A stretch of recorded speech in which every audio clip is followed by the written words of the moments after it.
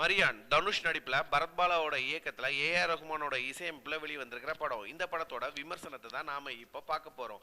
ஒரு அழகான கடற்கரை கிராமத்துல யாருமே போக முடியாத ஆழத்துக்கு போய் யாருமே பிடிக்க முடியாத மீன்கள் எல்லாம் பிடிச்சி விற்கிறது தான் நம்ம தனுஷோட வேலை. இதனால அந்த ஊர்ல அவரை எல்லாரும் கடல் ராசா அப்படின்னு கூப்பிடுறாங்க. இந்த மீன் விற்கிறது மூலமா அவருக்கு வரக்கூடிய காசை இவரு அவங்க ஃப்ரெண்டு எல்லாமே சேர்ந்து ஊதாரித்தனமா குடிக்கிறது தம் அடிக்கிறதுன்னு செலவழிச்சிட்டு இருக்காங்க. தமிழ் சினிமா ஃபீல்ட்லயே ஒரு முக்கியமான விஷயம் எப்பவுமே நடக்குங்க. அது என்னன்னா, எப்பவுமே ஒரு ஹீரோ ஊதாரித்தனமா சுத்திட்டு இருந்தாருன்னா கண்டிப்பா அவங்கள ஒரு ஹீரோயின் லவ் பண்ணுவாங்க. அதே போலதான் இந்த படத்துலயும் நம்ம ஊதாரித்தனமா சுத்திட்டு இருக்கிற தனுஷை நம்ம ஹீரோயின் விழுந்து விழுந்து லவ் பண்றாங்க. நம்ம ஹீரோயின் எவ்வளவுதான் தனுஷை விழுந்து விழுந்து லவ் பண்ணாலும் தனுஷ் கொஞ்சம் கூட நம்ம ஹீரோயினை சேட்டையே செய்ய மாட்டேங்கிறாரு. ஒரு காலகட்டத்தில் நம்ம தனுஷ்க்கும் ஹீரோயின் பார்வதி மேனன் மேல ஒரு லவ் வருது. இந்த நேரத்தில் தாங்க நம்ம வில்லனோட இன்ட்ரோடக்ஷன். நம்ம வில்லனுக்கோ ஹீரோயின் பார்வதி மேனன் மேல லவ்னா லவ், அப்படி ஒரு லவ்வுங்க. இந்த லவ் காரணமா ஹீரோயினோட வீட்டுக்கு ஸ்ட்ரைட்டா பொண்ணு கேட்கவே போறாரு நம்ம வில்லன்.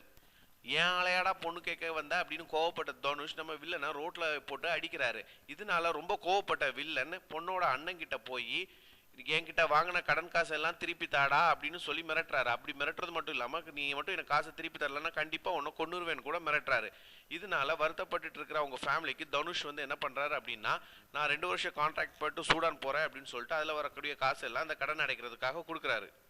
2 வருஷம் போய் சூடான்ல ரொம்பவே கஷ்டப்பட்டு வேலை பார்க்குறாரு தனுஷ். அப்பந்தான் அவருக்கு நம்ம ஐயன் ஜெகனோட ஃப்ரெண்ட்ஷிப் கிடைக்கிறது. 2 பேருமே அங்கே ரொம்ப கஷ்டப்பட்டு 2 வருஷத்தை ஓட்டிட்டு ஊருக்காக ரொம்ப சந்தோஷமா திரும்பி வர்றாங்க. அப்படி திரும்பி வர நேரத்தில் அந்த ஊர் தீவிரவாதிகளால தனுஷ் ஐயன் ஜெகன் எல்லாருமே பிணைய கைதிகளா பிடிக்கப்படுறாங்க. இந்த இடத்துல தாங்க நம்ம இன்டர்வல் வருது.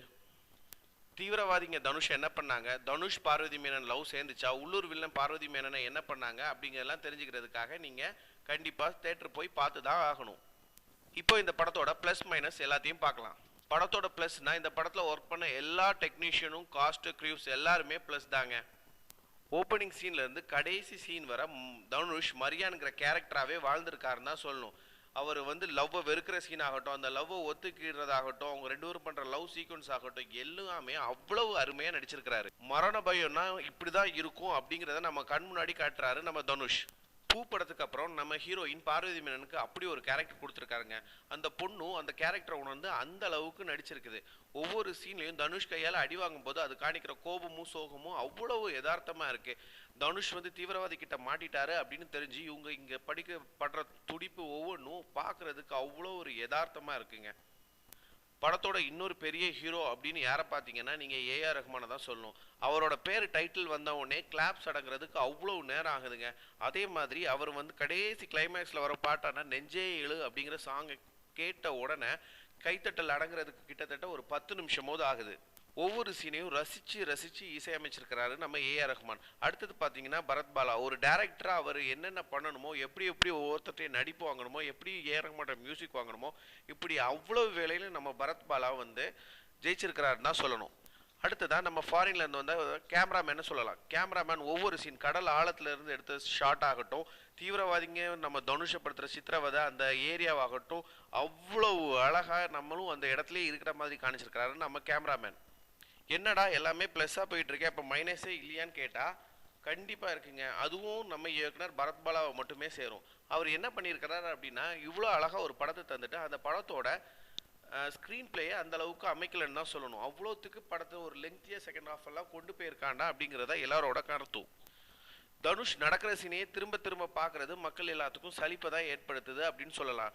அதே போல் தனுஷும் இனிமேல் ஒரு மரண பயத்தை கடைசி 3 படங்களாக காணிக்கிறத இனி கொஞ்சம் நிறுத்தலாம் அப்படிங்கிறதும் நிறைய பேரோட கருத்தாக இருக்குது. தனுஷோட ஃப்ரெண்டாக வர்ற நம்ம அப்புக்குட்டி ஆகட்டும், நம்ம ஜெகன் ஆகட்டும், 2 பேருமே பரிதாபமான நிலைமை ஏற்படுத்தினாலும் மக்களோட நெஞ்சில் ஒரு தாக்கத்தை ஏற்படுத்தியிருக்காங்கன்னு தான் சொல்லுவோம். ஏன்னா அவங்க கேரக்டரில் அந்த அளவுக்கு சென்சிபிளாக நடிச்சிருக்காங்க. படத்தோட ஃபைனல் ஜட்ஜ்மெண்ட் என்ன அப்படின்னு பார்த்தீங்கன்னா, கண்டிப்பாக ஒரு திரைப்படத்தோட புதுமை விரும்பிகளும் யதார்த்த விரும்பிகளுக்கும் கண்டிப்பாக இந்த படம் பிடிக்கும். ஆனால் ஒரு கமர்ஷியல் பேக் விரும்பக்கூடிய ரசிகர்களுக்கு கண்டிப்பாக இந்த படம் ஒரு தீனி ஆகவே செய்யாதுன்னு தான் சொல்லணும். மொத்தத்தில் இந்த படம் ஏ கிளாஸ் பி கிளாஸை சாட்டிஸ்ஃபை பண்ணுது, ஆனால் சி கிளாஸுக்கு சுத்தமாக பிடிக்காதுங்கிறது தான் நிதர்சனமான உண்மை. ஆனால் கண்டிப்பாக தனுஷ் இந்த நிலைமையிலே போயிட்டு இருக்கிறத தவிர்த்து கண்டிப்பாக ஒரு கமர்ஷியல் பேக் படத்துக்கு கொஞ்சம் கொடுக்கறது பெட்டர்னு எல்லாரும் சொல்லிக்கிறாங்க. இந்த ரிவ்யூவை நான் ரொம்ப மொக்கையாக ஃபஸ்ட் டைம் பண்ணியிருக்கேன்னு நினைக்கிறேன். ஸோ ஏதோ தப்பு பண்ணியிருந்தால் கண்டிப்பாக மன்னிச்சிருங்க.